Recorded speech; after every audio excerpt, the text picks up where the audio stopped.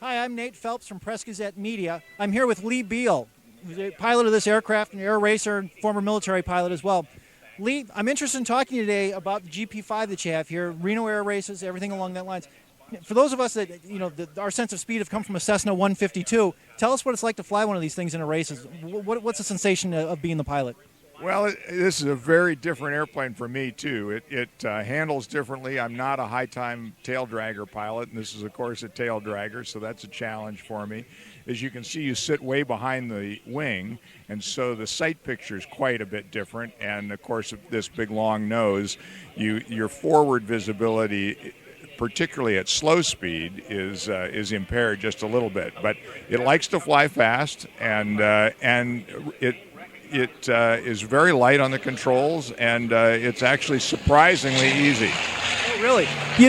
When you look at this, what's the racing like? In terms of being in there against competitors, things along that lines. Is it like anything else you've done in your life? Is there any comparison that you can make to anything else? Well, it's thrilling from the standpoint of you're flying low and fast, and you're always looking around for other airplanes. It's not like road racing.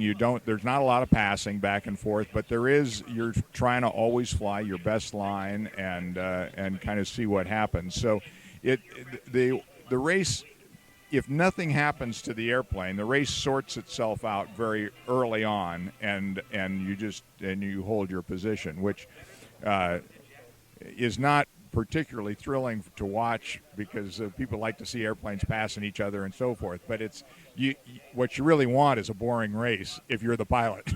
Yeah. So you just concentrate on your line and concentrate on keeping the airplane moving fast.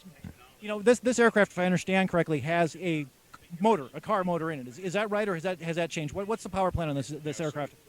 It's very unusual. The airplane was designed around a V8 Chevrolet small block engine, and that's what's in it. It has a gearbox that reduces the engine or the prop RPM to approximately half of what the engine RPM is running.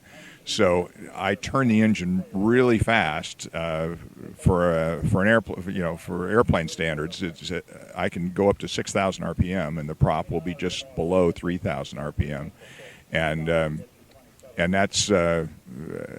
that works, and it's so far it's hung together. But it's so unusual that anytime you're flying it, you're kind of on the edge of your seat because you think you're in kind of unproven territory. Lee, where do you top out with airspeed? Miles per hour, maybe something instead of knots. Where's your top speed?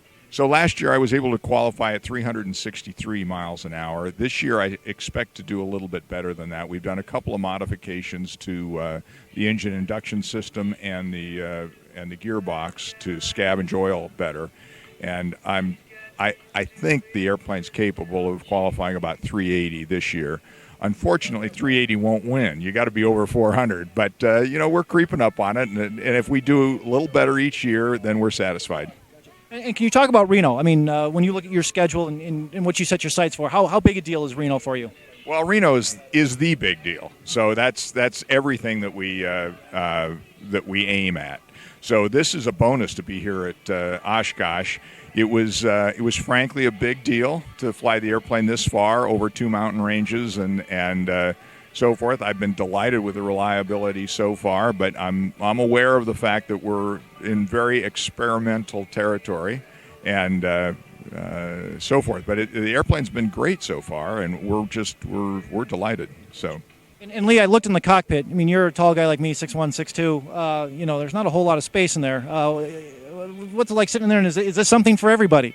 Well, no, the airplane's definitely not something for everybody because there's not a lot of relaxing that goes on when you fly it. But it's very comfortable. I'm very long-legged, and the seat and the rudder pedals and so forth are such that I've got my legs out straight in front of me, and so that part's great. The only issue is just the tiny bit of anxiety to make sure that it all holds together and that you aren't going to suddenly become a glider. So this airplane does not have the same redundancies that most airplanes would have. So instead of having 2 ignition systems and being able to run on one, it only has one ignition system. It only has one battery. It only has one alternator. It has electronic fuel injection. So any kind of electrical problem turns me into a glider.